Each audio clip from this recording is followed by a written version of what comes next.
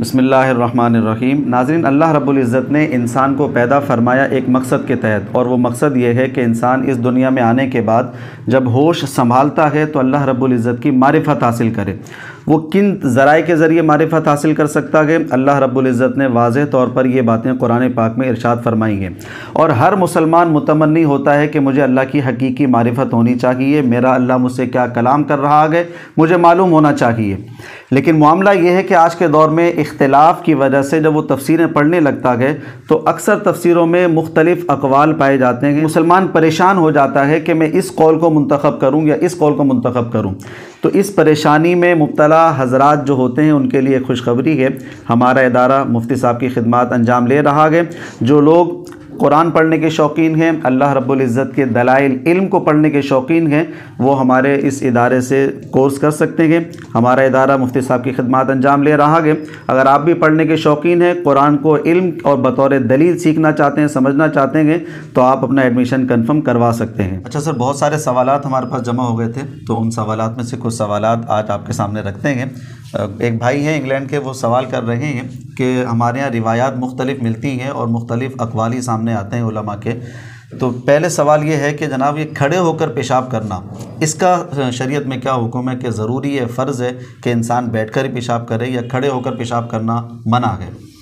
دیکھیں، اس میں جو فقہائے احناف ہیں وہ تو کراہت کی طرف جاتے ہیں، اگر کوئی بلا وجہ کھڑے ہو کر پیشاب کرے گا تو ان کا ایک اپنا قول ہے، اپنی دلیل ہے، اپنا استدلال ہے۔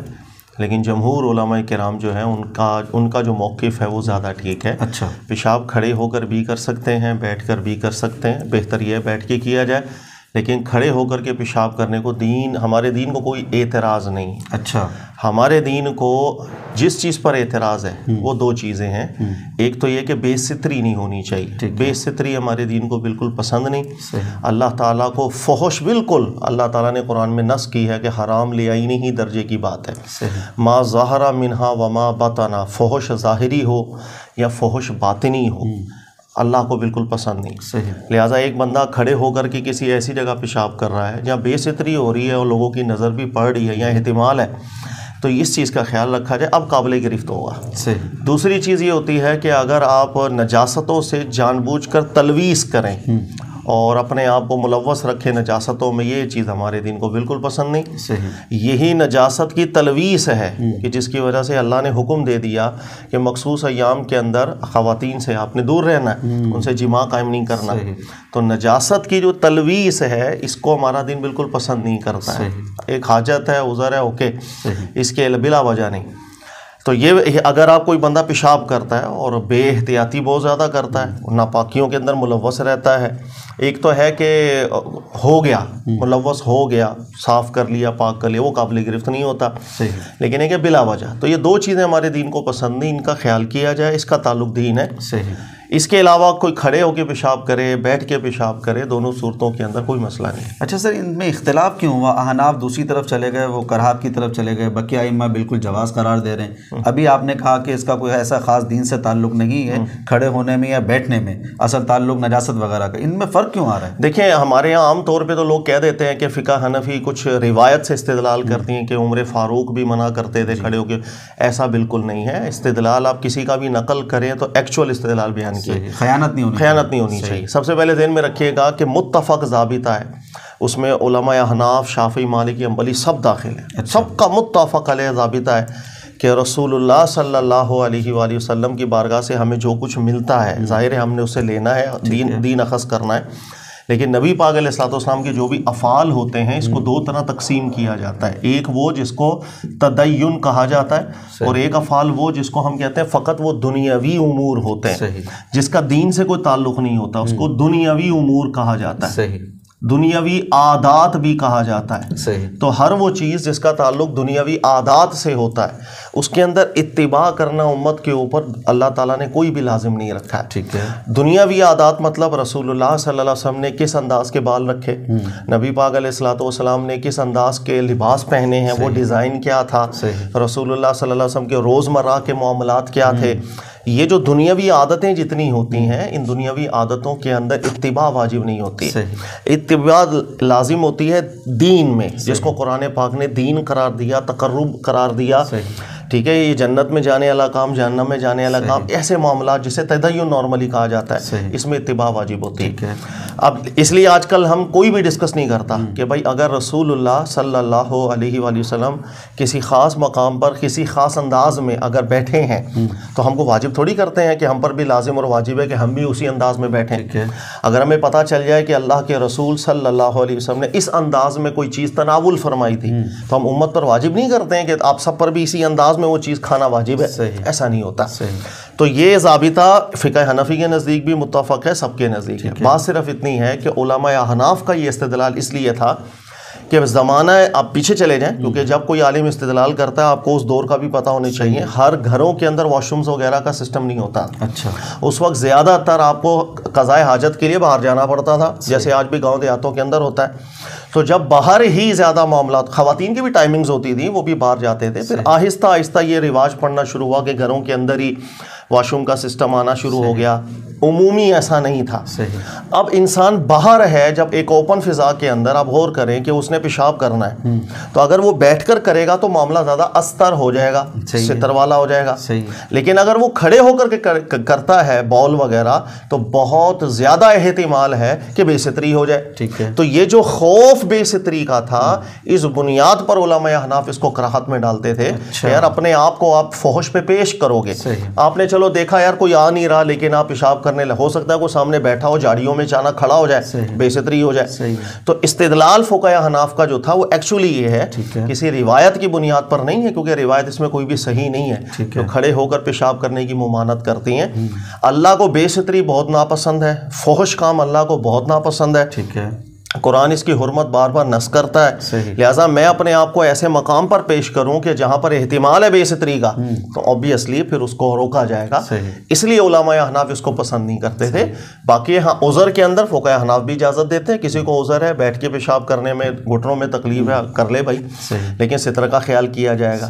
تو یہ ہے، باقی علماء کرام ان سب کا یہی اصول ہے کہ یہ سب امور عادی ہیں، اس کے اندر اتباع واجب نہیں ہوا کرتی ہے، لہذا وہ کھڑے ہو کے پیشاب کرے، اوکے، ستر کا خیال کرے اور تلویث نجاست سے کوشش کرے جتنا ممکن ہو بچے، بس ٹھیک ہے۔ اچھا سر، دوسرا یہ کہ جو روایت آ رہی ہے کہ کھڑے ہو کر پیشاب کرنے کی ممانعت ہے، وہ بہت ساری روایتیں بھی آئی ہیں، تو ان روایتوں پر عمل کیوں نہیں کر رہے ہیں؟ سر اس لیے کہ ان میں سے کوئی بھی روایت صحیح نہیں ہے، رسول اللہ صلی اللہ علیہ وسلم سے ثابت نہیں ہوتی ہے۔ بات یہ کہ دین میں بہت تحقیق کرنی پڑتی ہے، کوئی بھی روایت رسول اللہ صلی اللہ علیہ وسلم کا مبارک مقدس نام لے کر آ گئی، علماء نے بڑی تحقیقات کی ہیں، ان کی سندوں کو دیکھا، متنوں کو دیکھا، جب ایک چیز ثابت ہی نہیں ہوتی ہے ہم نسبت ہی نہیں کر سکتے، جب نسبت ہی نہیں کر سکتے میں اس سے نتیجہ کیا نکالوں گا؟ دوسری بات ہے جیسے علامہ نووی کو آپ پڑھ لیں، انہوں نے بھی ذکر کیا کہ ان میں سے کوئی بھی روایت ثابت نہیں ہے، قائمن بول نہیں، اس پر وارد ہو کوئی روایت ثابت نہیں۔ ابن حجر عسقلانی صاحب نے بھی یہ لکھا، علامہ شوکانی صاحب نے بھی یہ لکھا، ابن المنذر نے بھی یہی لکھا، اور بھی کئی علماء کرام میں سب نے ذکر کیا، کچھ بھی اس میں ثابت نہیں ہے۔ لہٰذا قرآن کے اصول سے استدلال ہوگا۔ اصول یہ ہے امور عادیہ میں اتباع نہیں ہوتی ہے، امور جو دینی ہیں اس کے اندر اتباع کا حکم ہے ہمیں، اطاعت کا حکم ہے ہمیں، اور یہ امور عادیہ سے متعلق چیزیں ہوتی ہیں، اس لیے کھڑے ہو کے پیشاب کیا جا سکتا ہے۔ اچھا، ابھی جیسے آپ نے کہا ٹھیک ہے کھڑے ہو کر پیشاب کیا جا سکتا ہے، اس کی وجہ سے تھوڑا پرابلم بھی ہوگا، چھینٹیں وغیرہ آئیں گی تو مسئلہ ہوگا۔ ایک روایت بھی جیسے بیان کی جاتی ہے، نبی علیہ الصلوۃ والسلام ایک جگہ سے گزر رہے تھے، آپ نے ملاحظہ فرمایا کہ قبر پر عذاب ہو رہا ہے، تو آپ نے صحابہ کرام سے فرمایا کہ اس وجہ سے عذاب ہو رہا ہے، اس میں سے ایک وجہ تو چغل خوری تھی اور ایک وجہ تھی کہ پیشاب کے چھینٹوں سے نہیں بچتا تھا۔ تو اگر کھڑے ہو کے پیشاب کرے گا تو لازمی چھینٹیں تو آئیں گی نا، اور اس کی وجہ سے پھر عذاب قبر کا معاملہ ہوگا، تو اس کی لگتا ہے ایسا ہے کہ جناب یہ تو پھر حرام ہی ہونا چاہیے۔ دو چیزیں میں سمجھا دیتا ہوں، کھڑے ہو کر پیشاب کرنے سے چھینٹیں لازمی آئیں گی، یہ کہاں لکھا، کہاں پڑھا ہے؟ ایسا بالکل نہیں ہوتا، نہ ہی کھڑے ہو کر کے پیشاب کرنا لازم ہے کہ آپ کے ناپاکی ہوں گے، ایسا بالکل نہیں ہوتا، ذہن میں رکھیے گا۔ تو یہ کچی باتیں نہیں کرنی چاہیے۔ دوسری بات جو حدیث آپ نے ذکر کی ہے اللہ کے نبی علیہ الصلوۃ والسلام کی، کہ ایک شخص سے متعلق نبی علیہ السلام نے فرمایا کہ وہ چونکہ پیشاب کی چھینٹوں سے نہیں بچتا تھا اس وجہ سے اس پر عذاب ہو رہا ہے۔ تو ہم جب بھی اللہ کے نبی علیہ السلام کے حوالے سے بات کریں پوری تحقیق ہونی چاہیے۔ ہمارے یہاں بھی زبان زد عام ہے یہ جملہ کہ وہ پیشاب کی چھینٹوں سے نہیں بچتا تھا اس وجہ سے، حالانکہ حدیث ایسی نہیں ہے۔ یہ حدیث دو طرح آئی ہے، ایک کے اندر راوی سے یہ غلطی ہو گئی تھی کہ اس نے پیشاب کی چھینٹوں کا ذکر کر دیا۔ درست الفاظ اس روایت کے یہ ہیں کہ وہ لا یستتر، وہ ستر نہیں کرتا تھا بول کرتے، یعنی پیشاب کی چھینٹوں سے نہیں بچتا تھا، یہ الفاظ نہیں ہے، بلکہ وہ بے ستری کا مظاہرہ کرتا تھا پیشاب کرتے ہوئے، یعنی اس کو کہیں بھی پیشاب آیا سب کے سامنے کھول کھال کے شروع، لوگ دیکھ رہے ہیں نہیں دیکھ رہے، بے ستری ہو رہا ہے، فحش ہو رہا ہے، فحش اللہ کو بالکل پسند نہیں ہے۔ تو ہر وہ کام جس کی نص قرآن کرے جو برا لگتا ہے تو پکڑ تو اس چیز پر ہونی چاہیے نا۔ تو اصل میں درست الفاظ اس روایت کے یہ ہے کہ لا یستتر من بولہ، غالباً اس طرح کے جملہ ہے کہ وہ بول کرتے ستر کا خیال نہیں رکھتا تھا، جس کو میں نے شروع میں بھی ذکر کیا کہ فحش اللہ کو بالکل پسند نہیں ہے۔ آپ نے احتیاط کرنی ہے، فحش کا معاملہ، بے حیائی کا معاملہ نہ ہو، اور نجاستوں سے بلا وجہ تلویث نہ ہو، ان دو چیزوں کی احتیاط کریں۔ کھڑے ہو کر پیشاب کرنے میں بھی کوئی مسئلہ نہیں، بیٹھ کر پیشاب کرنے میں بھی کوئی مسئلہ نہیں، بلکہ خود عذر ہو تو رسول اللہ صلی اللہ علیہ وسلم سے بھی ثابت ہے کہ ایک دفعہ آپ نے قائماً بول فرمایا تھا۔ روایت میں آتا ہے نبی علیہ الصلوۃ والسلام ایک دفعہ جو ہے ایسی جگہ پر تھے جہاں بیٹھنا جو ہے وہ پاسبل نہیں تھا، جگہ ایسی تھی، تو وہاں نبی پاک علیہ الصلوۃ والسلام نے سب سے پہلے ستر کا اہتمام کیا، صحابی کو کھڑا کیا تاکہ بے ستری نہ ہو، ٹھیک ہے، اور نبی پاک علیہ السلام نے قائماً بول کیا۔ حضرت حذیفہ بیان کرتے ہیں ابو موسیٰ اشعری رضی اللہ تعالیٰ عنہ غالباً وہ بڑا سخت موقف رکھتے تھے پیشاب کے معاملے میں، تو حضرت حذیفہ رضی اللہ تعالیٰ عنہ نے خود حضرت ابو موسیٰ کو ذکر کیا تھا کہ اتنے شدید نہ ہو، ہم نے اللہ کے نبی علیہ السلام سے اتنی سختیاں نہیں سنی ہیں، بلکہ ہم نے خود نبی علیہ السلام کو دیکھا بھی ہے، تو اتنے جو سختی نہیں ہے وہ بیان نہ کی جائے۔ اچھا، نارملی جس طریقے سے دیکھا جائے تو اگر پیشاب کرتے ہوئے چھینٹے آتے بھی ہیں تو ظاہر سی بات ہے انسان کی طاقت سے باہر ہے یہ معاملہ، اس کی وجہ سے عذاب ہونا یہ تھوڑا عجیب ہی لگتا ہے۔ نہیں، وہ ایسے آپ نے وضاحت کی، اس سے تو بڑا واضح جو غیر اختیاری چھینٹیں پڑتی ہیں اس پہ کوئی گرفت نہیں ہوتی ہے، جان بوجھ کر ناپاکیوں میں تلویث یہ ہمارے دین کو پسند نہیں، اللہ تعالیٰ نے اس کو قرآن پاک میں پسند نہیں رکھا۔ اللہ پاکی کا حکم ارشاد فرماتے ہیں ہر جہت میں ہمیں نماز بھی پڑھنی ہو تو پہلے تطہیر، یرید اللہ، اللہ بیان کرتے ہیں اللہ آپ کو پاک رکھنا چاہتا ہے، تو پاکی ہمارے دین کو بہت پسند ہے، ان اللہ یحب المطہرین، اللہ تعالیٰ کو پاکیزگی اور پاکیاں پسند ہیں، ظاہری اور باطنی، یعنی آپ کا دل بھی پاک ہو، آپ کا ظاہر بھی پاک ہو، یہ چیز اللہ کو پسند ہے۔ لہٰذا ہر وہ چیز جو بلا وجہ آپ کو تطہیر کے خلاف ہوگی، آپ تلویث کریں گے نجاستوں کے اندر یا اپنی باطنی ناپاکیاں لے، یہ دونوں چیزیں اللہ کی بارگاہ میں وہ پسندیدہ نہیں ہوتی ہیں۔ ہر ایک چیز کا اپنا درجہ ہے، کچھ نچلے درجے کی ہوں گی، کچھ کراہت درجے کی، کچھ حرام درجے کی، تو بلا وجہ تلویث نہیں ہونی چاہیے۔ ہاں خود ہو گئی، میں نے نہیں کی، کوئی بات نہیں، آپ اس کو صاف کر لیں، یہ چیز قابل گرفت بھی نہیں ہوتی۔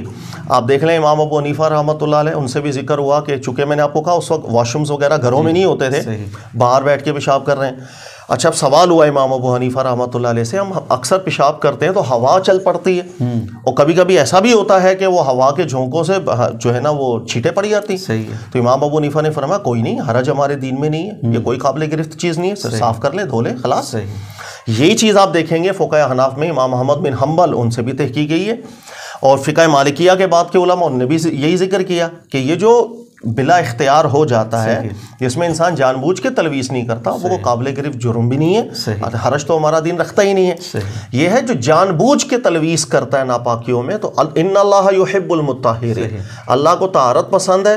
ظاہر ہے جس کا مفہوم مخالف یہی ہے کہ تلویث جو ہوگی ناپاکیوں وہ اللہ کو پسند نہیں ہے، سمپل سی بات ہے، تو تلویث جان کے کریں گے وہ پسند چیز نہیں ہو جاتی۔ اچھا، دوسرا اس کے اندر آ جاتے ہیں سر کہ جب انسان پیشاب کر رہا ہوتا ہے تو کہتے ہیں بھائی جیسے واش روم ہمارے یہاں بنتے تو قبلہ سمت نہیں بنا سکتے، قبلہ سمت بیٹھنا یہ ایک حرام کام ہو جاتا ہے، وہ بھی روایتیں آئی ہیں استقبال قبلہ حرام ہے اس حالت میں، تو ان روایتوں کے بارے میں حرام کس نے کہا ہے؟ حرام کا قول نہیں ہے، فقہ حنفی کا بھی آپ دیکھیں گے کراہت تحریمی کا قول ہے۔ صحیح، کراہت تحریمی ایک الگ چیز ہے فقہ حنفی میں، وہ حرام کو مکروہ تحریمی نہیں کہتے ہیں، اچھا، یہ بات ذہن میں رکھیے گا، یہ ہمارے یہاں اکثر لوگ کہتے ہیں وہ کراہت کے حکم کو تحریم میں ڈال دیتے ہیں، فرق ہونا چاہیے۔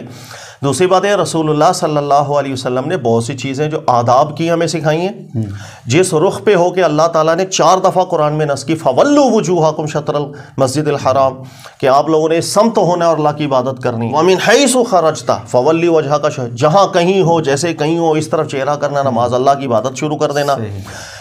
اللہ تعالیٰ ذکر فرماتے ہیں کہ اس سمت کی طرف ہم آپ کو پھیر دیں گے جہاں آپ خواہش رکھ رہے ہیں رسول صلی اللہ علیہ وسلم، تو بڑے اہتمام کے ساتھ یہ جو ایک رخ ہے ہمارا نماز کے لیے رکھا گیا ہے، ہم اس رخ ہو کر اللہ کی عبادت کے لیے متوجہ ہوتے ہیں، تو لہٰذا آداب رکھے میرے نبی پاک علیہ الصلوۃ والسلام نے کہ اسی رخ ہو کے میں نے نماز پڑھنی ہے، اور ابھی مثال طور پر نماز سے پہلے یا نماز کے بعد اسی رخ ہو کے میں جو شرمگاہ کھول کے پیشاب کر لوں تو ادب کی بات بالکل نہیں ہوتی ہے، سیدھی سی بات ہے۔ لہٰذا قبلہ رخ ہو کر پیشاب کرنا نہیں پسند کیا گیا، گیا اس چیز کو، نبی پاک علیہ السلام منع فرمایا کرتے تھے، اور یہ بالکل. لیکن دوسری بات قابل غور یہ ہے کہ نارملی جو واش رومس وغیرہ ہوتے ہیں وہ گھروں کے اندر ہوتے ہیں، بند ہوتے ہیں، تو وہاں پر بیٹھ کر اگر کوئی بھی پیشاب کر رہا ہوگا یا قضاء حاجت کر رہا ہوگا تو نہ تو کوئی اطلاق بھی نہیں کر سکتا یار یہ قبلہ رو ہو کے ایسا کر رہا ہے، فلانا ایسا کر رہا ہے. یہ وجہ ہے کہ اس حکم میں بڑی نرمی بھی ہے کہ اگر آپ چار دیواری کے اندر ہیں، یعنی بیت الخلاء وغیرہ جسے نارملی ہم کہتے ہیں، تو واش رومز وغیرہ میں ہے، آپ کوئی ایشو نہیں ہے، وہاں پر اگر قبلہ رخ ہو کر بھی پیشاب ہو جائے تو مسئلہ نہیں ہے. بہت ہے اس میں دلائل، صحابہ کرام بھی بہت اس کے اندر یہ موقف رکھتے تھے.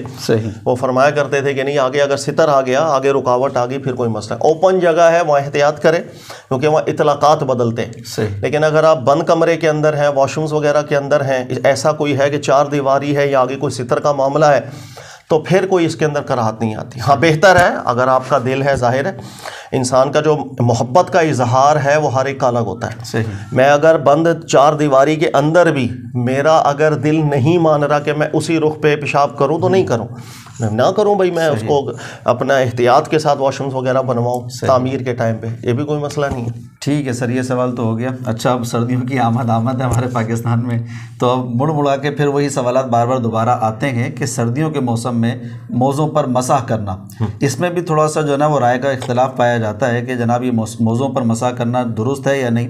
قرآن پاک میں اللہ نے تو دھونے کا حکم ارشاد فرمایا گیا، اب یہ موزوں پر مسے والی بات کہاں سے آ گئی؟ عذر ہے، ٹھنڈ زیادہ ہے، جو ہمارے یہاں ساکس ہیں کپڑوں کے، اس پر بھی مسح کر سکتے ہیں. درست قول یہی ہے. اچھا، مختلف آراء اس میں ضرور سامنے آئی ہیں، ٹھیک ہے، لیکن زیادہ مضبوط بات یہ ہے کہ اللہ تعالیٰ یا رسول اللہ صلی اللہ علیہ وسلم جب کسی کام کو عذر کی وجہ سے مشروع کرتے ہیں تو عذر ہے، وہ عذر ہر دور کے اندر بدلتے بھی ہیں، اس میں اطلاقات میں فرق بھی آتا ہے.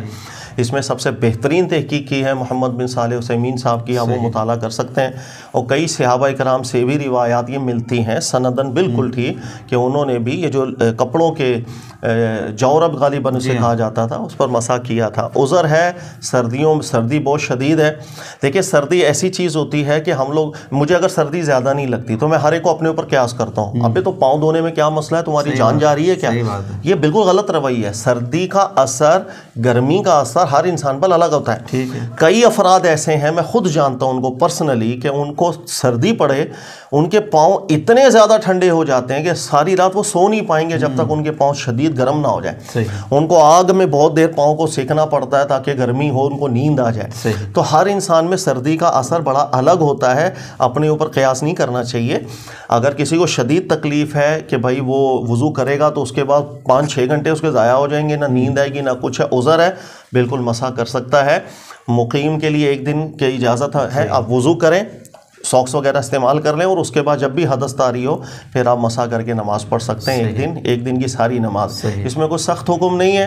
اور میں نے آپ کو ریفرنس دے دیا، محمد بن صالح عثیمین صاحب کی تحقیق پڑھیں، بہت اعلیٰ لکھا، بہت مناسب لکھا، مضبوط استدلال پر مبنی بات ہے، تو انشاءاللہ دل مطمئن ہو جائے گا آپ کا. اچھا سر، پچھلے سال میں نے ایک جگہ یہ مسئلہ بیان کیا تھا، یہ موضوع بیان کیا تھا، تو وہاں پر ایک شخص نے مجھ سے یہ سوال کیا کہ کیا سردی کے موسم میں ہم یوں کر لیں بھائی وضو ہی کریں لیکن ایک وضو سے 2 نمازیں پڑھ لیں، یعنی 2 نمازوں کو جمع کر کے پڑھ لیں، تو کیا صرف سردی کے موسم میں نمازوں کو جمع کرنا؟ اس میں سردی کا نمازوں کو جمع کرنے کا عذر ہی نہیں ہے. اچھا، عذر کیا ہے؟ عذر صرف وضو میں ہو سکتا ہے کہ پانی ٹھنڈا ہے، پانی گرم بھی نہیں ہے، میں بیمار ہو سکتا ہوں، وہاں آپ کو رعایت مل رہی ہے.